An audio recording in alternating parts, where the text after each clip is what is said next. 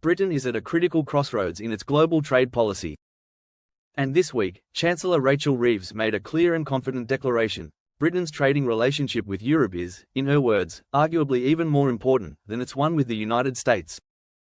That might sound surprising to some, especially given the centuries-old, special relationship between the UK and the US. But when you look at the numbers, the reality becomes clearer. In 2023, 41% of British exports went to the EU. Just 21% went to the United States. And for a government focused on jobs, stability, and economic growth, Europe is simply too big to ignore.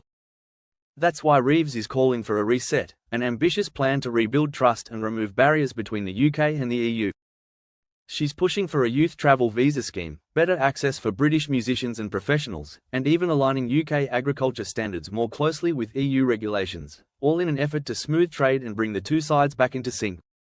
Prime Minister Keir Starmer is walking a tightrope, trying to deepen ties with Europe, while still pursuing a big-ticket trade deal with the US.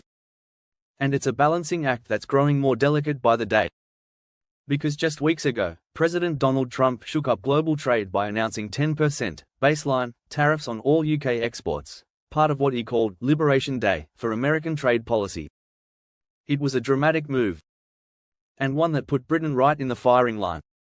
Since then, Starmer has been working behind the scenes, trying to soften those blows, focusing now on persuading the US to lift its 25% tariff on British cars. But there's a twist. This week, US Vice President J.D. Vance offered an unexpected ray of hope. In an interview, Vance said there's a good chance of a great agreement between Washington and London, and praised the deep cultural and business ties between the two nations. The president really loves the United Kingdom, Vance said. He loved the Queen, he admires and loves the King. And he's a businessman, he's got strong relationships in Britain, but Vance didn't stop there. He said America has a real cultural affinity with Britain because, in his words, America is an Anglo country. It's a controversial remark, but one that reflects how closely Trump's administration views the UK relationship. Vance also made a point of contrasting Britain's trade stance with Germany's. With the UK, we have a much more reciprocal relationship, he said, suggesting the UK was fairer and more open to American exports. And his comments had real economic impact. The British pound surged to a 6-month high, trading at $1.325 against the dollar. Markets clearly liked what they heard. But back in London, officials are still being cautious. Starmer and Trump haven't spoken since the tariffs were first announced. And while the most extreme rates have been paused, the UK remains on Trump's list of so-called worst offenders when it comes to trade. So what's next? Well, all eyes are now on May 19th, when the UK and EU will meet in London for a major summit. That meeting is expected to produce a new defence and security pact, but also set the stage for a sweeping economic partnership. We're talking about youth mobility, food standards, energy trade, mutual recognition of qualifications, and more. One EU diplomat called Starmer's recent meeting with European Commission President Ursula von der Leyen genuinely warm, and said it showed full alignment of intents. The government is also preparing the public for the idea of a youth mobility visa, something critics say looks like a backdoor return to free movement. But Downing Street is pushing back against that framing. They say this is about boosting opportunity, not reviving old political fights. Starmer's spokesman put it clearly, we will not be defined by the debates and arguments of the past. That same pragmatism is being echoed by the National Farmers Union, who say a US trade deal must not come at the expense of EU access. Union President Tom Bradshaw pointed out that food exports to the EU are 6 to 7 times more valuable than those to the US.